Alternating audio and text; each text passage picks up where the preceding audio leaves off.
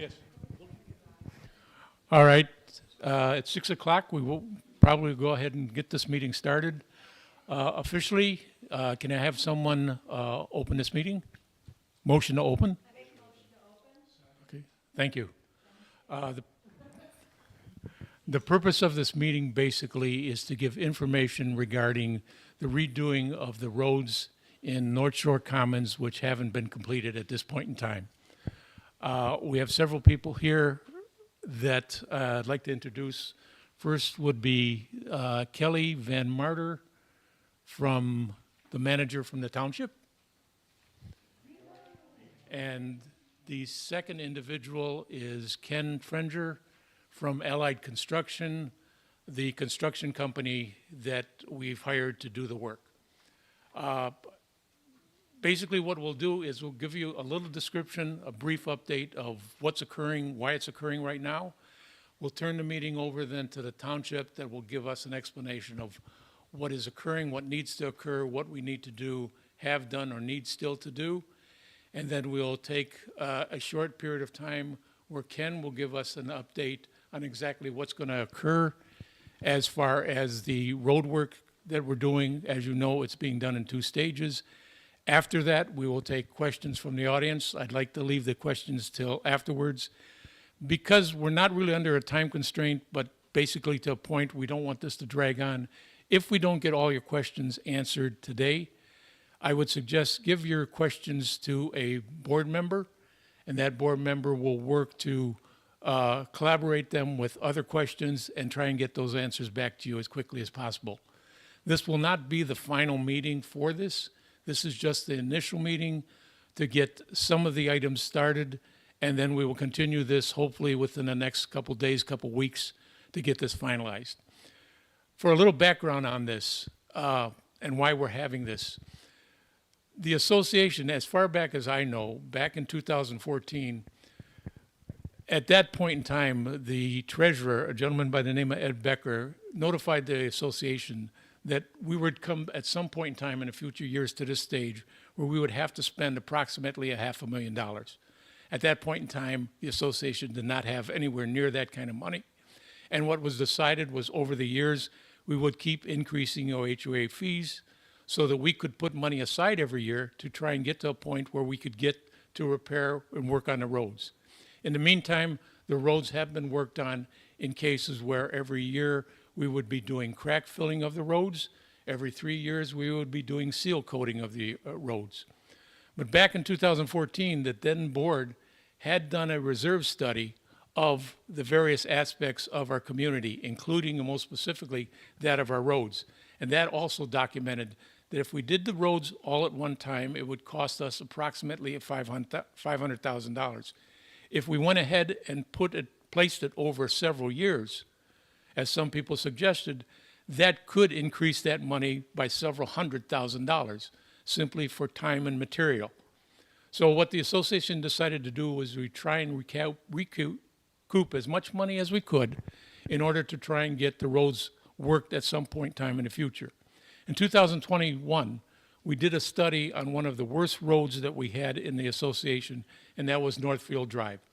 The study came back and decided, I can't remember the name of the company, but what they did is, taking a look at the roads, said that not only did we need to redo the roads, and they felt that milling was out of the question.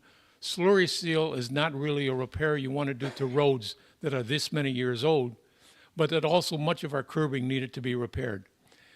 We have approximately almost a mile of curbing if you walk around all of our roads, counting both cul-de-sacs at the same time. If you look at the joints that are approximately every 10 feet, almost half of them, at least 3 years ago, have deteriorated. In some cases, we're even seeing some re-rod that is showing up through them. So we knew that to try and do just a patchwork, if you're trying to do any type of cement work on curbing, any contractor will tell you, if you're doing them in 10-foot sections, even 20-foot sections, you're probably going to pay 1.5, maybe as much as 2 times the cost, as opposed to just trying to replace all of the curbing at the same time. With that set in mind, what we decided to do was, as we were still accumulating money in our reserve budget, we asked a company called G2, recommended to us by Century Management, to come out and take a study of the roads. They did 8 core samples throughout New Haven and Mackenzie roads. Northfield being done, did not need to be do any studies under. They determined that the roads, though in I would say a fair condition, were not in a condition that we would see any benefit from trying to patchwork them going further. We were starting to see a lot more alligatoring, the spidering effect that you see there. We were seeing definite cracks. Cracks that were filled from prior years were reopening.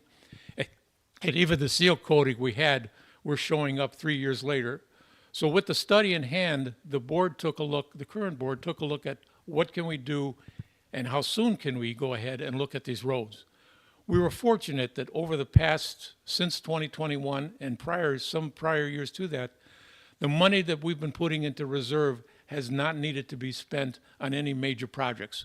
We've had smaller projects, that of some landscaping work, some slight irrigation, some tree work, but nothing that was as extensive as what we needed to do with these roads.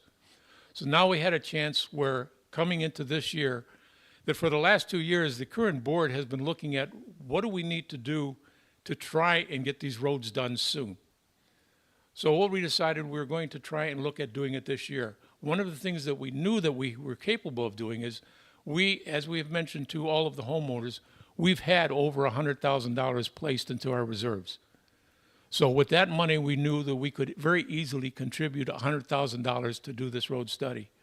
Now, the board has been working the last several months to see if we could possibly even up the stage of that $100,000 and yet still have money into our reserves. When we did the Northfield road repair and replacement, after we spent close to $100,000, we still had about $50,000 left in our reserves. Taking a look at the money that we currently have, spending the $100,000 on these roads, we still had more money in our reserves. The board decided that we could still contribute another $20,000. So we're going to contribute $120,000 into this road work to get these roads repaired. Now that's where we stand now as far as the road work going along.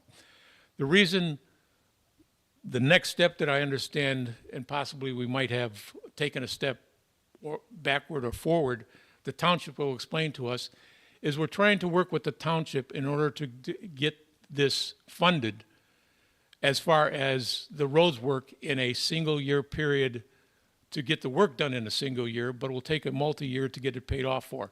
A typical bank right now, a loan LOC company, credit union company, they will not look at loaning to a institution like us without us going through a number of, I would say, hoops in that to try and appease them for getting the funds that they would want.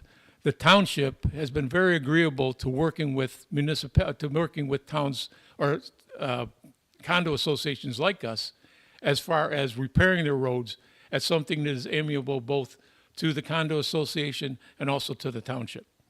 So at this point in time, what I'd like to do is turn it over to Kelly, sorry, I forget names real easy, so that she can give us the next step of information. Thank you so much. So good evening. My name is Kelly Van Marter. I'm the township manager.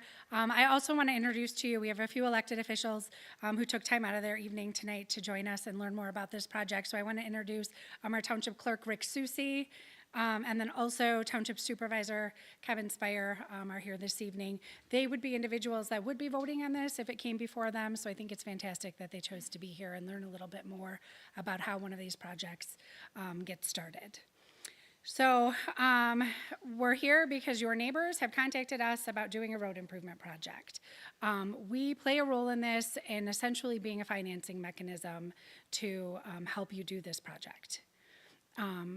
The law is Public Act 188, so that is a state law that provides a mechanism and a tool for the township to basically upfront pay the cost of a project and then allow you to repay us over a period of time to pay off the debt that we've fronted for you.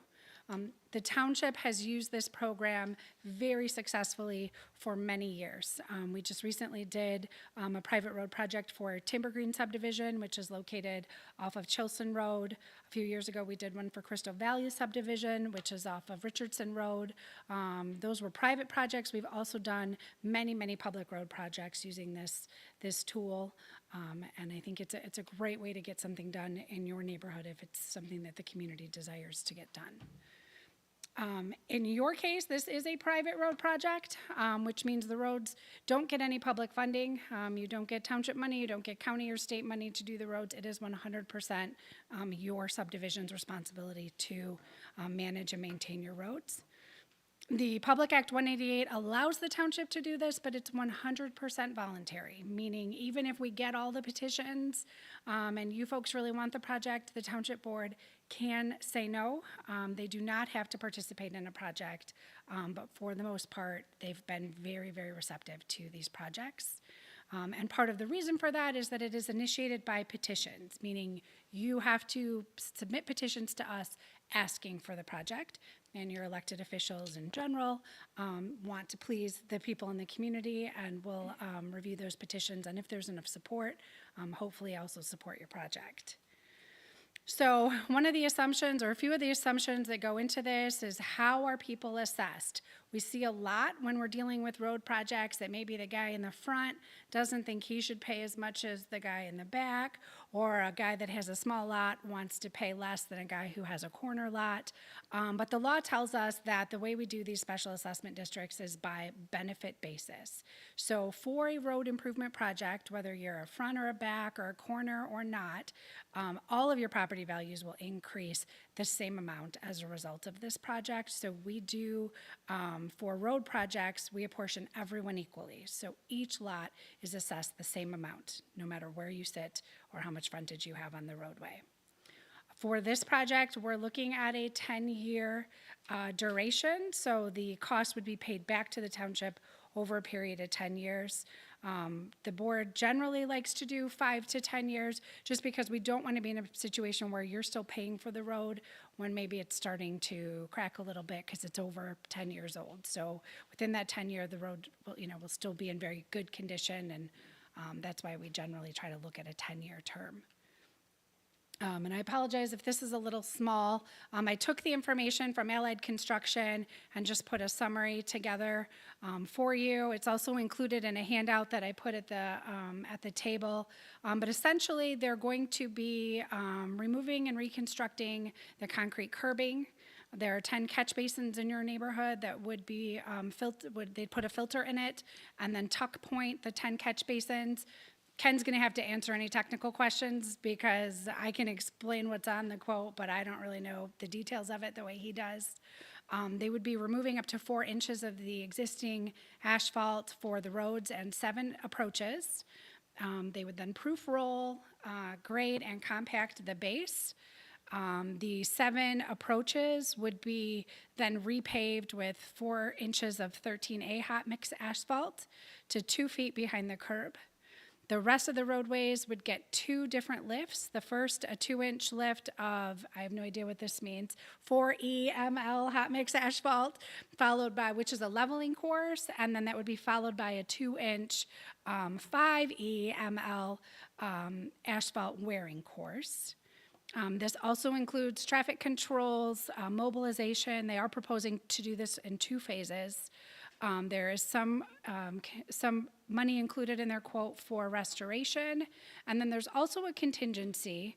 That contingency is just in case when they remove the asphalt, if they find issues with the base, they've put some money into a contingency that would allow them to bring in some material, make any improvements to the base that are needed while they have it open. And then also any irrigation. Many of you may have sprinklers that are within the private road right-of-way, and if there's any damage to those sprinkler systems, there's a contingency amount that's been allocated to make sure that those can be repaired as part of the project. So that brings the total construction cost for the project to $509,400. Additional cost. So the township does charge a $4,000 administration fee for setting up these districts. That pretty much covers the entirety of it, covers publications. We have to do 2 publications in the local newspaper to set up a special assessment district. That's dictated by law. We also have to do individual mailings to each property in the district twice as part of that approval process, and then any staff time that is spent not only creating the district, but then administering it over that 10 years that it's in place. We've also added in $9,800 for engineering.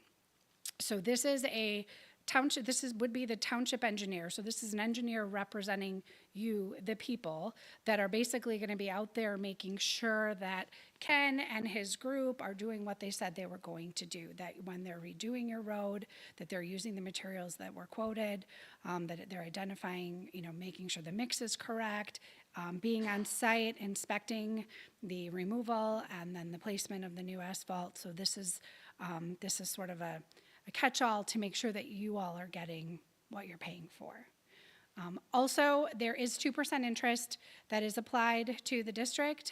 The township charges that in recognition of the fact that we're taking taxpayer money from all over the township and putting it into your neighborhood and tying it up for a period of 10 years. So that 2% interest is really meant to sort of offset anyone else in the neighborhood or community that may say, hey, why are you taking my money and putting it there?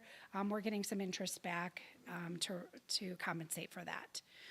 As was already indicated, your homeowners association is contributing $120,000 to the project, which brings the total cost that would need to be assessed to $403,200. So what that means to you is for 49 properties, just over $8,000 or $8,228.60 per parcel. I did also put a note on this page that these numbers are estimated. It's possible that we don't use contingency or we use less contingency. The engineers maybe end up spending less time out there. If for some reason, and hopefully it does, right? If the costs come in and it's a sort of a double negative. If they're less than 5% of the assessed amount, I'm not sure if I'm saying that. If the final project costs are more than 5% under the final cost, then we reallocate the district and we issue refunds. If for some reason they fall within that 5%, then that just stays in the district. But if it's more than 5%, everyone will be adjusted down. In the event that maybe you've already paid off, we would issue a refund check to someone in that situation. So annually, over the 10 years, your principal payment is that $822, but you can see here in that gray column, once we add in that 2% interest, what your payment is. The interest applies to the outstanding balance, so every year you're going to see your payment go down because your principal balance also goes down. Now, I do get into this a little later, but I think this is a good point to let you know that if at any time you want to pay more, you are welcome to do that to reduce the amount of interest that you're paying. So these are sort of the minimum payments, but we welcome payments to draw down your interest at any time throughout the course of the district. If you win the lotto and just want to pay the whole thing off and avoid the interest, you can do that, and I'd be happy for you. Do you want to ask a question? Is that for individual homeowners, or is that for the entire association together? So that would be it's a good question, for the individual homeowners. The association is not being assessed. They're not one of the properties that are being assessed. If, we'll have to talk about if a situation arises where project costs come in lower, would you want your contribution lower? I mean, my take of them is that they've saved this money for the road and that you would want to keep your $120,000 in no matter what. But that's the way I'm structuring it right now. Yes. If you were to make an additional payment, say in year 5, your year 6 amount would not be reduced, it's just year 10 where the interest. No, every year following that would be reduced because the interest is applied only on what the remaining balance is. It is adjusted then if you did make principal payment. Yes, you're welcome. So what's next? If this is something folks want to do, As I stated earlier, you do have to petition the township, and the threshold for getting this before the township board is over 50% of the property owners have to sign petitions in support of the project. For your neighborhood, that's 25 properties. I want to stress here that this is a minimum, and I highly recommend that you try as much as you can to get broad support for the project. You can imagine the elected officials sitting at a table trying to make a decision where maybe 50% are for it, but 44% are against it, right? Like, that is a very difficult situation for an official to be in when they know that there's majority support, but if there's also a lot of opposition, that can sometimes influence their decision. So I always encourage, as much as you can, try to get broad support for your project. I think it really helps the board when they're making their decision if they know it's 60% or it's 65%. I did prepare petitions, and they're at the table for you this evening. You don't have to sign them and leave them here tonight, but I do want you all to know that they're here. You can take one for yourself. They're parcel specific, so each parcel gets one petition, and you can grab one for your neighbor if you'd like as well. When it comes to the petitions, every owner of the property who's listed on the deed must sign the petition. So if it's you and your spouse, both need to sign. If it's you and your 4 kids, we need everybody to sign. So if you're on the deed, you have to sign the petition. In a situation, and I think you have a few of these in your neighborhood, where there is a trust, there is an extra step that needs to be done, because we need to see the paperwork from your trust that says who the trustees are, so that we're making sure that the right people are signing that petition. So in the event that someone has their property in a trust, we would ask that you either turn in your petition with a page of your trust that shows who the trustees are, or come in here and see our township assessor and let them take a look at it so that they can verify that the signatures are the people that are on the trust document. Any questions about your trust or who needs to sign should be directed to the Township Assessing Department, and I'm happy to run interference too. If anybody has a question, I can try and get an answer for you. I've set a very soft deadline of February 20th, 2026. I like deadlines. If I don't set one for myself, I tend to maybe not stay as on task as I need to. So this is a deadline that's tentative. It can be moved. I know a lot of your neighborhood is maybe out of state, enjoying better weather in Florida. So in the event that we can't get it done by then, that's okay, but I'd like to target that just to give everybody sort of a goal to shoot for. Yes. So Kelly, if someone is a widow or widower and their deed still has their spouse on it, it's my understanding they'll need to include a copy of the death certificate with the petition? Yep, that is correct.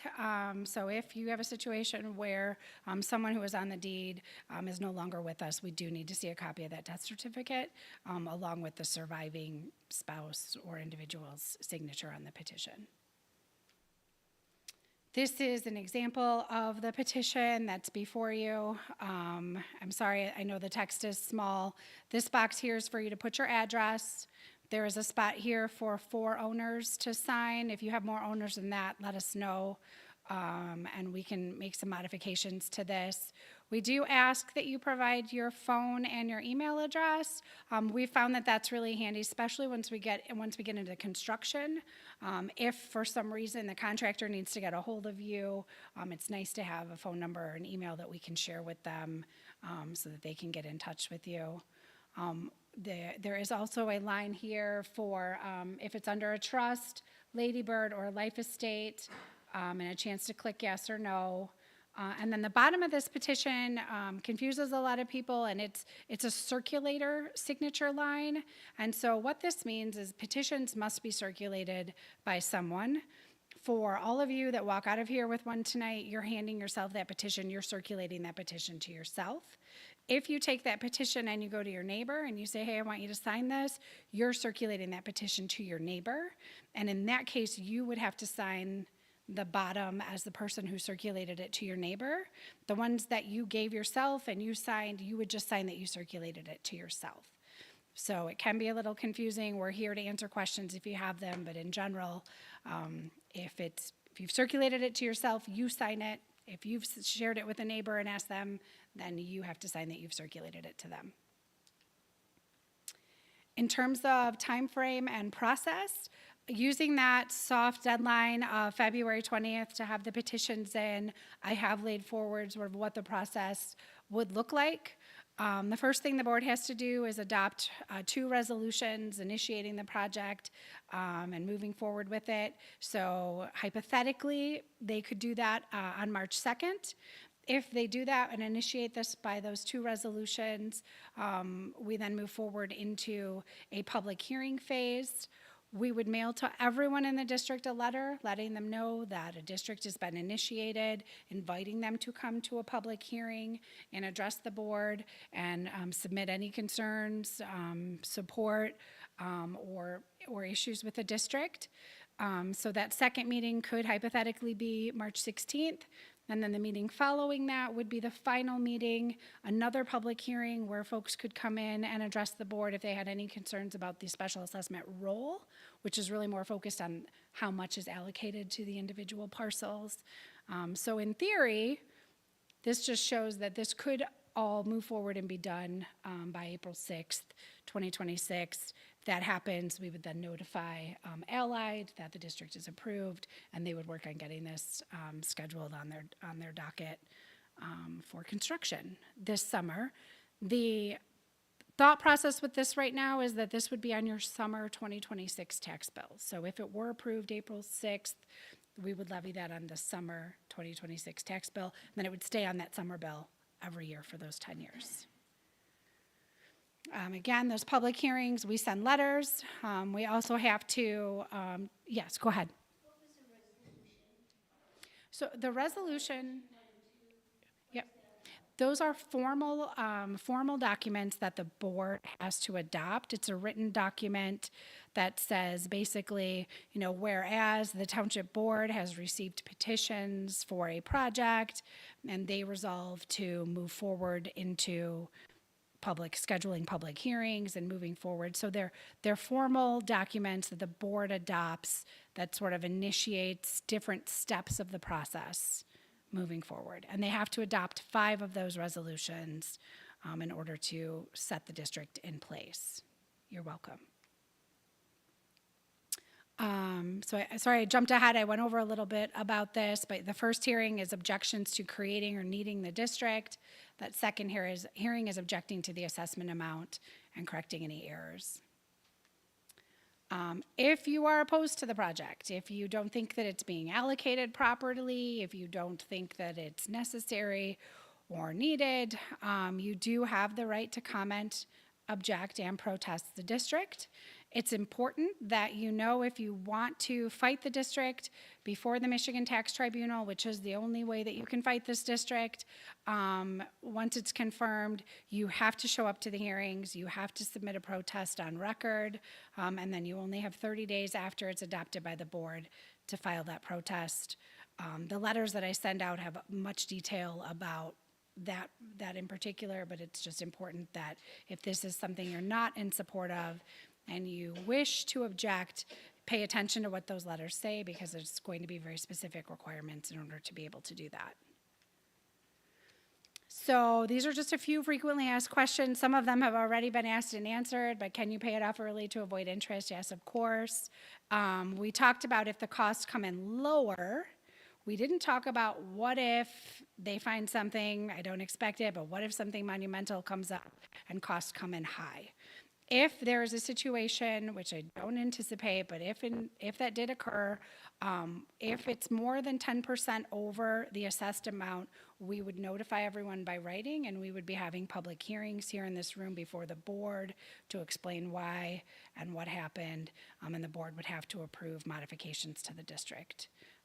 That has never happened in the 26 years that I've been here, but I always like to answer the question before it comes up.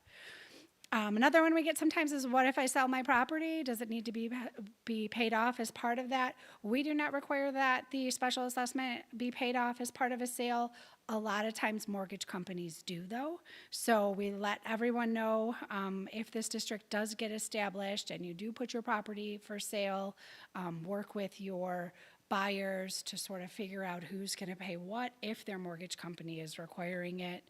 I like to give the advice that I feel like the buyer should assume it because they're the ones that are going to be enjoying the road moving forward.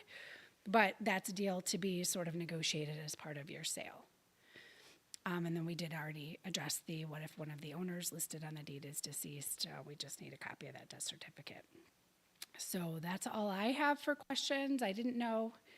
Might seem like a silly question, but you mentioned you have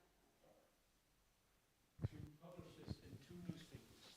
We have to publish it twice, but we publish it in the Livingston Daily, in the local newspaper. That was my question. Well, no, I take that back. It's 2 publications.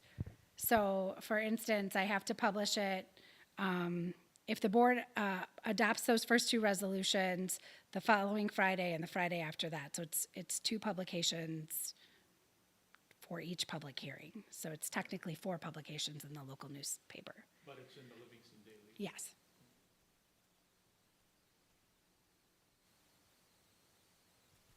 Thank you. Yeah, you're welcome. Might be easy. Ken, I guess I'll turn it over to you to talk about construction.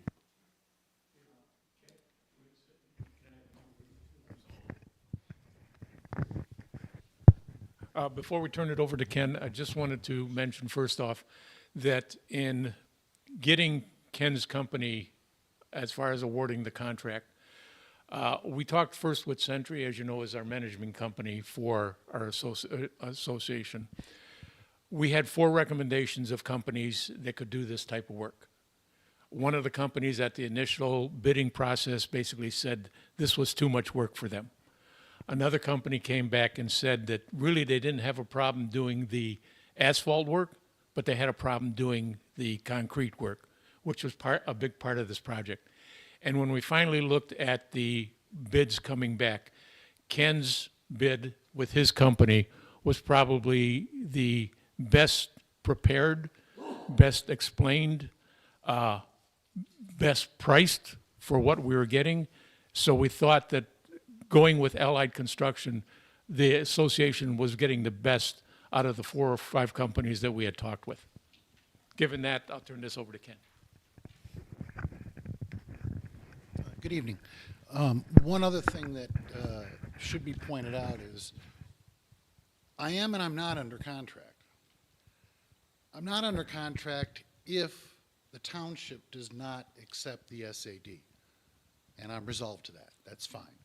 But if everything else goes through administratively, then we're all geared up and we're ready and we'll take care of business. As far as the construction goes, to minimize the inconvenience, it was decided that the work would go forward in 2 phases.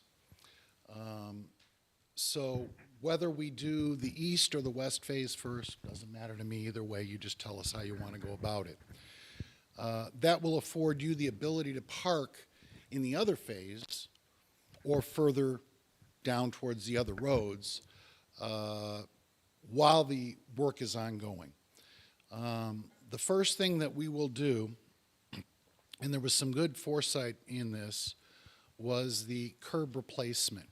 You currently have an unusual curb detail. It is considered a mountable curb, but it's not real friendly. You feel it going over there. We're going to replace this curb with a different style. It's called a valley mountable. So the gutter pan has a slight incline where the drainage will flow. And then there's another slight incline, slightly higher, that goes up to the back of curb. So it really is a much softer entrance and egress for you when we do this work. With that being said, you have 2 main operations here, the concrete work and the asphalt work. We have to get the concrete work done first. It'll take probably 3 days, but we also need the concrete to cure a bit before we go on to the asphalt. So when we come in to remove the curb and replace it, we'll probably have about 3 days there.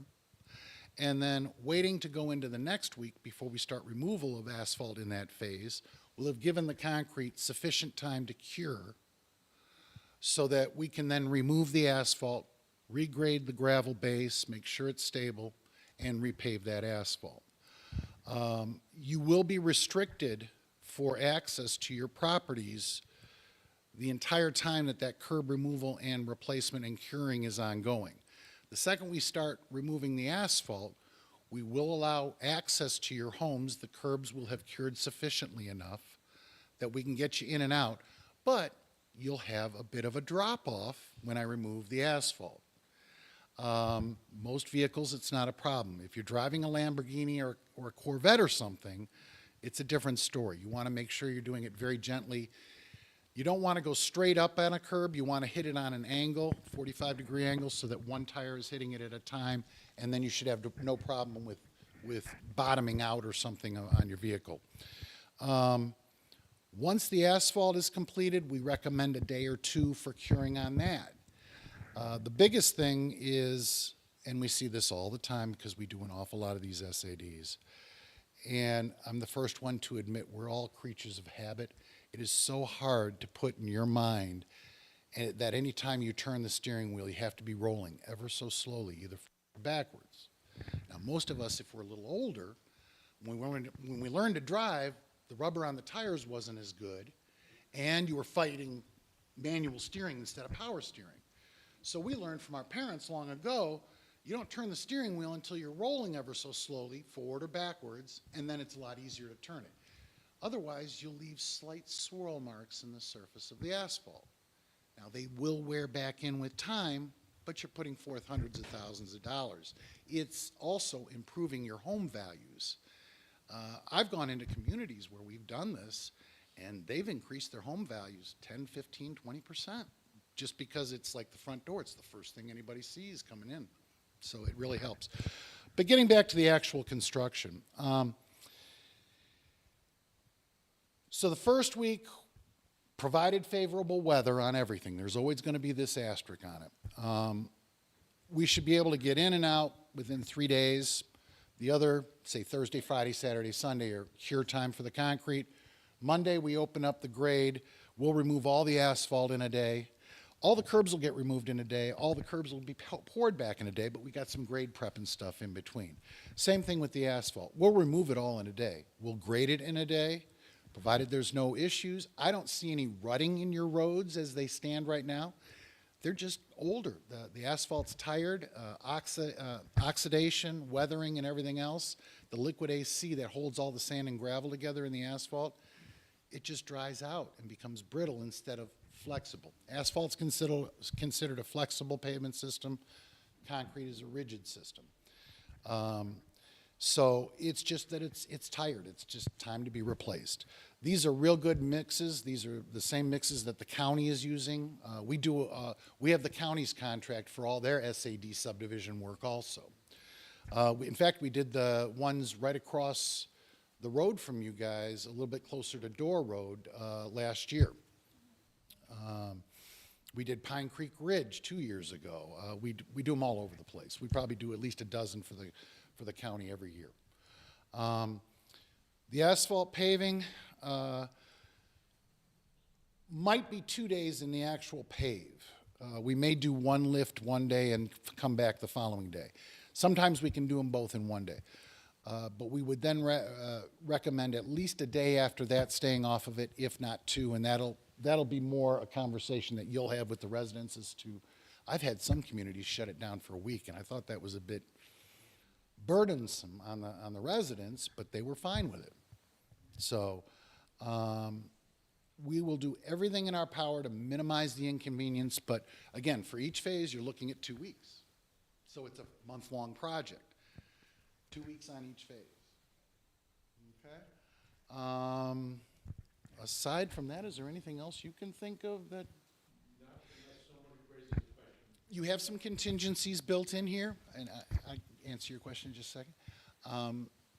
A lot of times the irrigation is directly behind the curb. We always try to minimize our disturbance limits because we've got to restore it too. We've got to put topsoil seed and mulch back there. At times we have found that the sprinkler systems were installed right on the back of the concrete, and then we unavoidably will hit them. But we have a contingency in here to make repairs as needed. We don't know. Even, I thought it was great that they brought G2 in to do an independent third-party evaluation and review. We follow G2 on a lot of projects. They precede us in giving their recommendations. Again, we don't really see anything up front. Of course, we don't have a crystal ball either. And even the professional testing engineers like G2, they did, what, 8 cores? Well, they're going to put an asterisk on their report when they give it to you. This is what we found in these locations, and we don't know 10 feet away whether there was something different. I've had an unusual situation occur where we did some paving on a project, and they called us the year back, and they said, there's something wrong. And sure enough, we go out there, and there's a big dip. So we cut it out, we replaced it. They call us the next year. Come back, they said, nope, something more is going on. Well, we dug down 4 feet. Lo and behold, there's a buried Volkswagen Bug under the road, and the top was slowly crushing. So we don't know. You never know. Our biggest fear is, that's the unusual one, is that when the developer initially did the work, that they may have clear cut some trees and not taken the stumps. Because the stumps over time will rot and deteriorate. It takes decades, though. Again, your roads, from a stability standpoint, they look like they were built properly when they were originally done. So, you had a question? Just to help the people. Hello, at home. For those of you at home. Scope of work excludes permits, which I'm a little confused. Who's pulling, are we pulling permits, or is this just, it's a group project? But so that's, And I think a big portion of that is the fact that you have municipal involvement with the project, and they know they're not going to let us soil erosion or something like that become an issue. The township's doing the inspections. Yeah, Actually, are you, or is G2 doing the inspection? So is township. Tetra Tech? So it would be Andy Heiss that would likely be out there. Andy Heiss would be doing the inspection services. We do not have a permit requirement for that. The only possible place may be within the county, so the entrance, this entrance to North Shore is a public roadway. I'm pretty sure this one is public. Correct. Come into the only place, since they already did Northfield. Okay, I that don't road's tie in not, there. that, okay. Now, you do have Mackenzie, but I only go to the property line So you're good. here. So they do not need county road commission permits. So, yeah, we're not going into any major right-of-way, public right-of-way. okay. And just maybe for Greg, is our court one phase and then the rest of it? I'm trying to read this just so we know which one we're in. See the two colors? Ah, we didn't get color coded.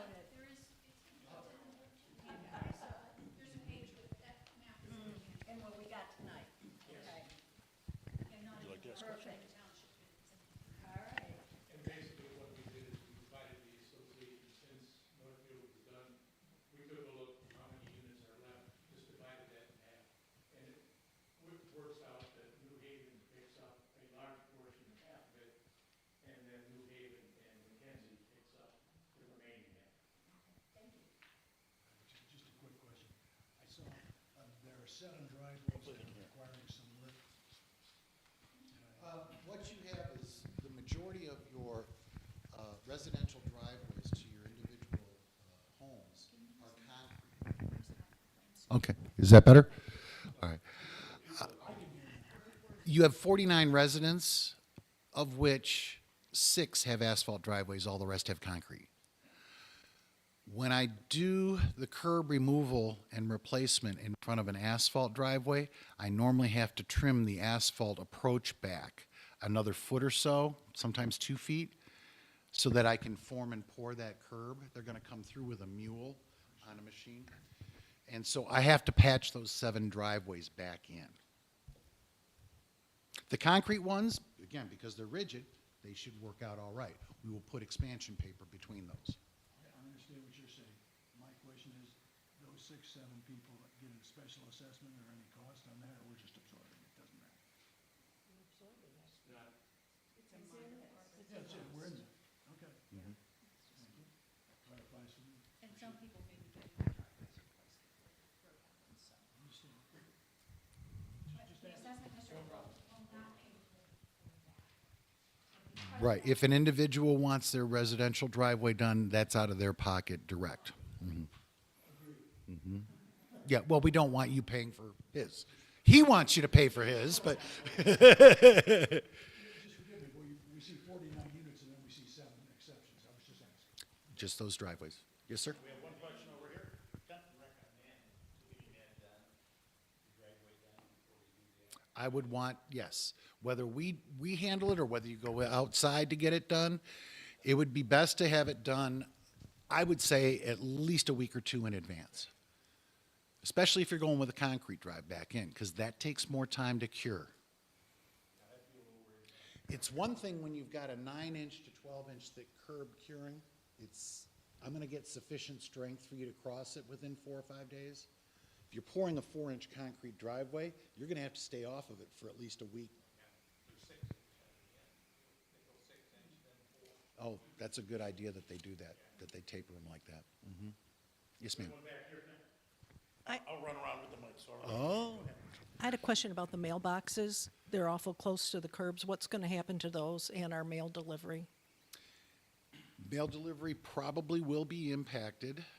It's really the carrier and how much they're willing to go through. I've had some that they've just said you pick up your mail at the post office. I've had others where they've been able to do it, and they are fairly even with the back of curb, but we've worked around that quite a bit in the past. If by chance we happen to damage one, we will make the repair to them.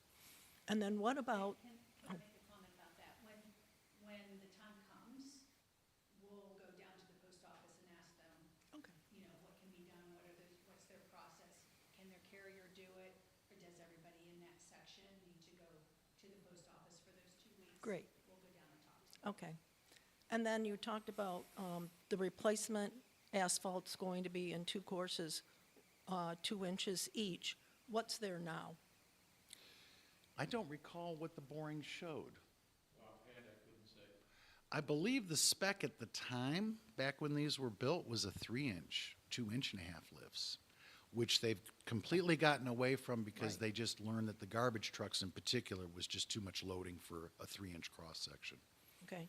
And then I didn't see in here, probably is there about a warranty? What's the warranty on this work? Industry standards, a 1-year warranty on workmanship and materials.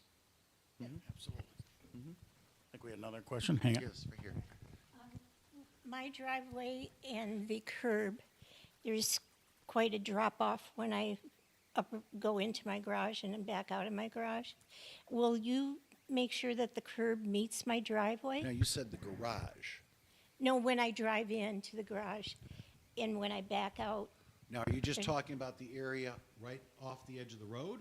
Or are you talking about up near your No, I'm your talking garage? about the curb where the curb Yes. meets my driveway.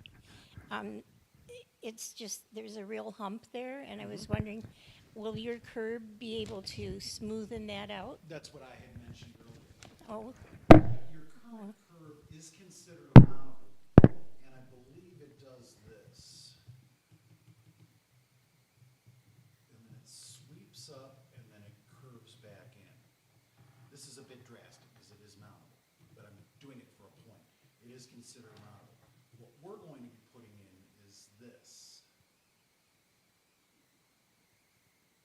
And this is the back of your curb, here's your driveway, here's the road.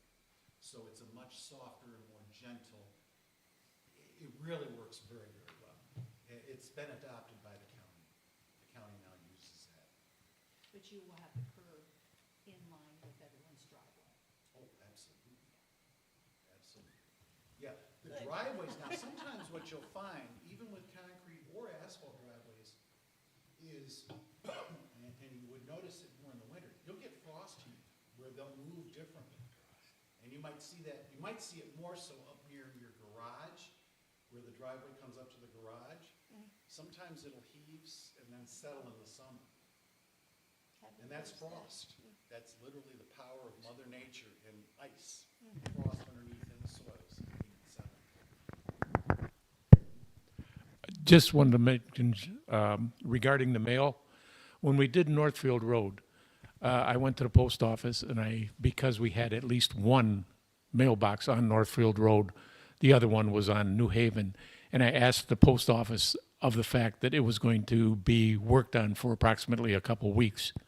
Post office said very simply, if we can't get to the mailbox and you think we're not going to be able to get to the mailbox, which according as Ken said, possibly 4 weeks, we've stated initially possibly 6 weeks. They said very simply, just tell everybody in there to come once a week to the post office, to Howe Post Office, to pick up their mail. They said that's the easiest. We will tell our mail delivery person not to show up there because of what's going on at that point in time. They're not going to try and put their truck there and then try and back out, work around trucks that are working there. So once we get that close to an actual date, we're basically probably just going to go to the post office, and then we'll send out an email to the homeowners saying, once a week, go to your post office just to pick up. So Greg, would you be shutting down, like if our phase was the first one done and then we were done, conceivably they could deliver our mail after 2 weeks? Right? Except you'd be having a lot of street parking on your end from everyone else. We asked the mailman to just throw our mail away. There's nothing in it anyhow. Specifically the bills, not the checks. And we just paid the post office, the Howe Post Office in November. Now, another quick question that hasn't been raised yet was regarding rubbish and what's going to happen with your trash and recycling. I'll give the mic to Ken so he can explain something, and then I'll tell you what information we received from Waste Management. Yeah, I understand your pickup dates are Tuesdays. And with that in mind, I would suspect that with each phase, you'll definitely be impacted when the curbs are being constructed. It is possible, since we would be grading likely on a Tuesday, and again, everything's weather dependent, that we might be able to accommodate garbage pickup when they're paving. So for your phase, each phase is 2 weeks. The second week, when we're doing the paving work on that second Tuesday, they could get in and out on the gravel base. I suspect it doesn't take them 30 minutes to pick up all the garbage in the whole development. Oh, you've got recycling. Yeah. So the biggest problem is going to be the curbs, because once the curbs are gone, you've got a big gap there, and it's 8 inches, 9 inches deep. You're not going to want to try to roll that stuff in and out. You can't get vehicles across it. I don't think that's accommodating for Waste Management or whoever you're using to actually pick up that. When it comes to the paving, the garbage trucks are the single worst thing driving on your roads. They're the heaviest thing out there. We would not recommend, we would say that you probably would want to delay a week if you can. I've had other communities put a dumpster out on one of the other roads, and that week just have them go there. Or they have everybody bring their stuff down to the end of the last phase to have it all picked up there. These are all alternatives that can be, utilized. It's just a matter of what your community feels is going to be in your best interest. With respect to what Ken just mentioned, first off, in talking with Waste Management, in putting what they would consider for our subdivision a 30-yard open-top dumpster, you have to bear in mind, we'd have to put it on our property. Now, that means on Northfield Road, we'd be putting it on, even though it's a 4-year-old asphalt, we'd be putting it there, anticipating that it'd be only our homeowners that are putting trash in it. Now, everyone here knows that you see an open trash dumpster anywhere. Next thing you're going to be seeing it is refrigerators and possibly that Volkswagen Ken was talking about. Additionally, onto that, if we placed it on Northfield, how are people going to get it who are close to Mackenzie onto Northfield? they're not going to be able to drive it in their vehicle. They're going to have to try and walk it down there, which is almost going to make it impossible also for the recycling. So really, the best bet is that if we can convince everyone that when this is occurring, that possibly during this, Ken keeps this mention a 2-week period, is that of these 2 weeks, 1 week trash is not picked up. If 1 week trash is picked up and the roads are being worked on, in fact, as Ken talks about them being demolished and that, trash is going to have to be put, as he mentioned, not in the driveways, but it's going to have to be basically put on the exposed road on that phase that is being worked on, and it would probably have to be put in normal on the roads that isn't being phased, that isn't being worked on. But keep in mind, those people have to have all their cars off the street, because that trash truck is going to have to try and be moving across those roads at the same time as Ken's vehicles are going to trying to be moving onto the roads doing their work. It's going to be very difficult to try and get that trash picked up. So just bear in mind, the best we can do to minimize trash for a 2-week period for one side is probably going to be best. We may be able to get the trash picked up on the road that still hasn't been touched, but on the on the side that's being worked on, the stage that's being worked on, that might be almost impossible. I just wanted to offer, I have contact information for the route manager for Genoa Township, and I'd love to share that with you so that you can have more dialogue with him about strategically how to manage this. So I will email that to your homeowners association so you can get in touch with, his name is Mike Bono. He's the route manager for Genoa, and he's fantastic, and I think would do whatever he could to try and accommodate. So I'll get you his contact information. You're welcome.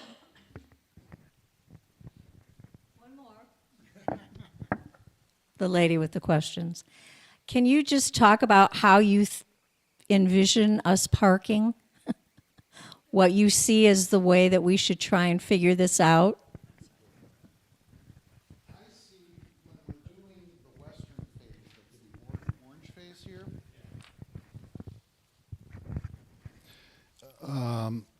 That your best bet is likely for most people to be over on Mackenzie or down on Still Meadows. Okay? Can we be on Still Meadow? If it's public, I don't see why you couldn't.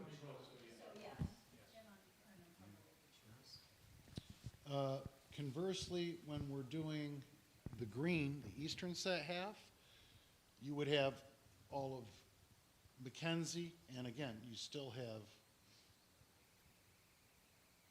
Still Meadows and Lakewood Shores Drive.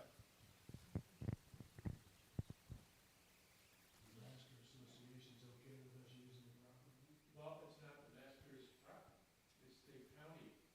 It's county roads.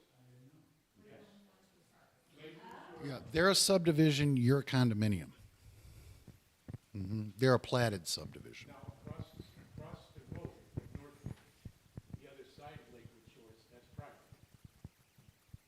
That's why we're not saying go to the other side of Lakewood Shores and go park on Northfield Road on the opposite side of it. But Lakewood Shores, Still Meadow, Oak Point, Oak Bluff, I think, all of those roads, those are all county roads.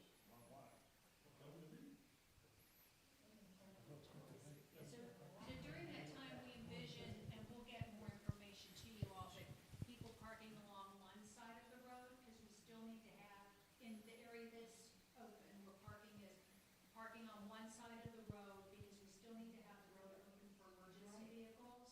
And if you have cars parked on both sides, that's why it's in our rules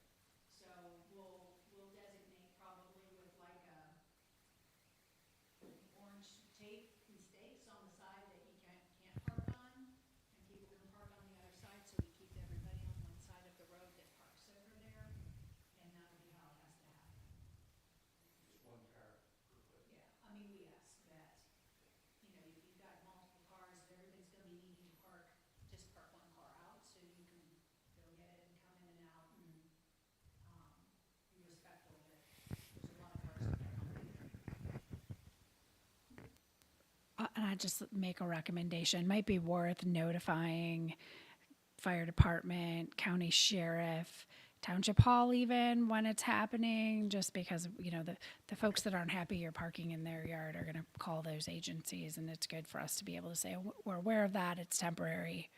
They've talked to us, we approve it. So, yeah, communication's going to be important there.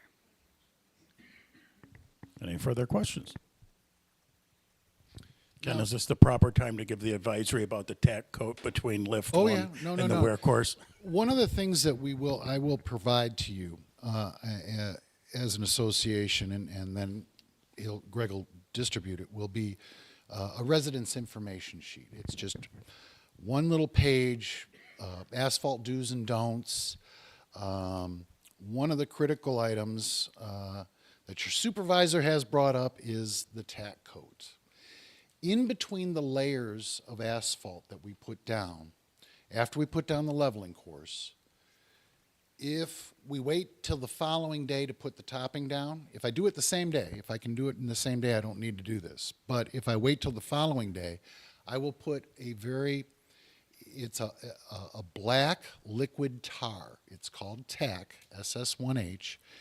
And what it does is it goes down at about 300 degrees. It's a liquid state. And as it starts to dry within about 30, 45 minutes, it turns to a tacky state, and it allows the second layer to adhere to the first layer. So the leveling course and the topping course bind so that they don't slide off of each other. If you drive through that stuff, it's a nightmare. The worst story I can tell you is you drive on it coming in, and you drive into your concrete driveway and onto your concrete garage floor. I'm not getting it off. It'll take decades to wear off. And if it gets on your car's finish, it's a pain in the neck to try to get off. It's really, really tough stuff. So we caution you on the day that we're going to go do the topping, the final layer of asphalt, that morning, we will be spraying it, and you're definitely going to want to try to avoid it. Just until I get it covered with that layer of asphalt. Yeah. Yeah, it's a black liquid, and then it turns tacky. That's why we call it tack. People will see that you have a layer of asphalt down there and get giddy and want to drive on it. Yeah. The other thing is, you got to remember this: when the asphalt comes in, it's close to 300 degrees. I've seen people walking their pets, and their pets are bouncing all over the place over asphalt that's only been down for 3-4 hours. They know they can't drive on it, but they think they can walk on it, which you could. It's just not advisable, especially with a pet. You're going to burn their paws. So I give you a bunch of these little things to think about. The single biggest one, the tack. The next one is standing still and turning your tires. And then irrigation. Well, the irrigation, yeah. I mean, that's going to be on us. If we encounter something, we're not going to bury it. We're going to pull it up and get it repaired. No, I mean to turn it off when they're trying to pour the concrete. Yes. The entire time that we are working, both the concrete and the asphalt for those 2 weeks, if you want to hand water or if you want to turn the zones on that are in the back of your house or on the sides, fine. But any of that in the front yards that's draining towards the roads, we need you to turn it off. Because if you saturate that gravel base, I got to wait for it to dry, or you got to pay more money and we got to cut it out and put in fresh gravel. So we don't want to look at any delays that could inconvenience you further or potentially cost more money. Are each individual home zoned? Each individual home is zoned so that it feeds the front, side, and rear at the same time. All of it, okay. So it's So all going to have to we're be just turned on. cutting the system down. You know, Now, the other thing, just for those homeowners who are here, and those not, as I just mentioned, irrigation will be shut down for what Ken describes as a 4-week period. That's not. 2 weeks on each side. No, the way the system is set up, trust me, it's all or nothing, yes. We'll shut those down for 4 weeks. We can live with 4 weeks down for our irrigation system. The other thing we want everyone to understand is for 4 weeks, we will not be cutting the lawns, because we're not going to have the lawn guys both with their equipment, them standing, them walking around, them driving, and then all of the clippings from the lawns being put into the new concrete curbing or into the new asphalt. That's something that we'll work with the irrigation company and also with the lawn company as far as keeping that toned down for the period in which Ken's group is working.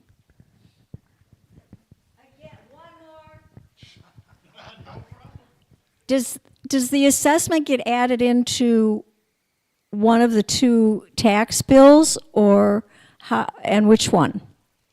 We're planning on summer.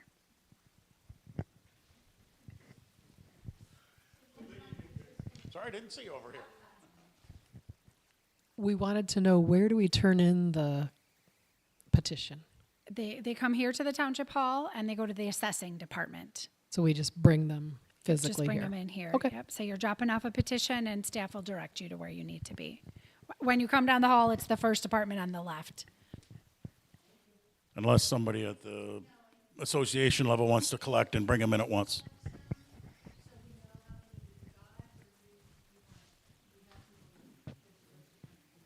It's up to you. We've done it both ways. Because so many people have trusts and are going to likely need to come in with trust paperwork, they can do that. We will set up a Google spreadsheet that we'll share with you to track the status of it. So we'll take all the different properties, put it in a spreadsheet, so that we can we can sort of share that what we have, and the HOA will know exactly how many petitions we have. It's sort of an active live document that we will communicate and share with you, so that you can always see where we're at with things.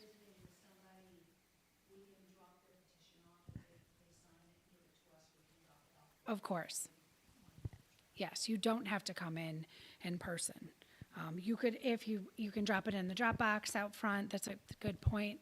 If you do want to come in, you can, but it's not necessary. You can leave it in the Dropbox. There's one right by the curb out front and then another by the front door. You can also mail them in for those out of state. They can sign them and mail them in. You can leave them here tonight, yes. Is it on? I'll take it. So do you have an estimated month that you're going to be doing this? Well, it's first predicated on the administration. Yeah, so if we move through all that, about what month do you think it will be? Yeah. If it- If this gets done according to what April 6th. of April, then Ken is telling us that he would like to start this no sooner, if I remember correctly, Ken, than you said May. No. Our season typically runs from May, beginning of May. Right. Through Thanksgiving.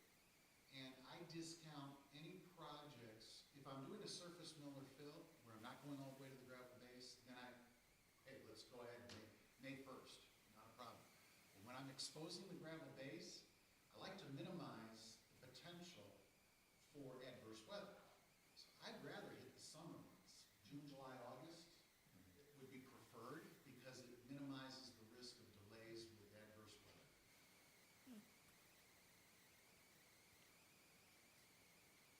So I would say June, especially if you're looking at April 6th as far as the approvals. Now, that's in a perfect world, everything comes together. It could be May before this gets approved, right? It could be.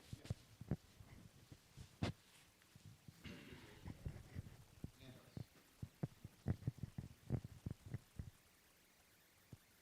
And typically with that informational sheet that I put together, I'll give you the rough dates on which phase, east or west, and what dates we're looking at and when we're going to be impacted, as far as the concrete working in as well.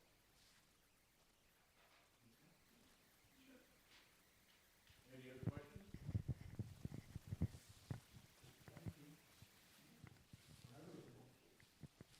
No small task.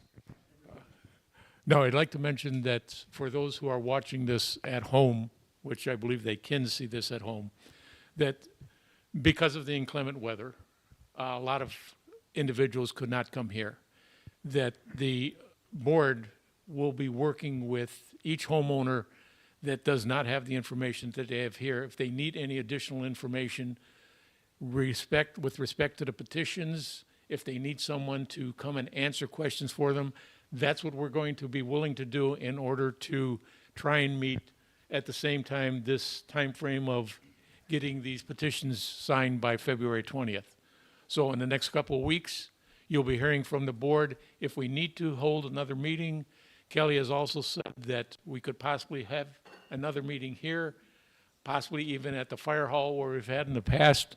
But the intent is to get the information out to everyone regarding the petitions so they can sign them and we can get them returned back to the township as quickly as possible. And if you're in favor of this, talk to your neighbors. If you're in favor of this, talk to your neighbors while you're in favor of it. Make it easy on the township board by getting a high percentage in. No. That's not good. As they said, the township board. Make some decisions, and they'll be more likely if we have a greater percentage in favor of it. We had one recently that came in very high and it just sailed right through.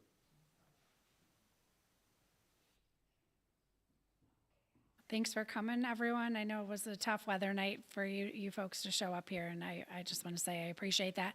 And I also really appreciate the work that your homeowners association has put into this.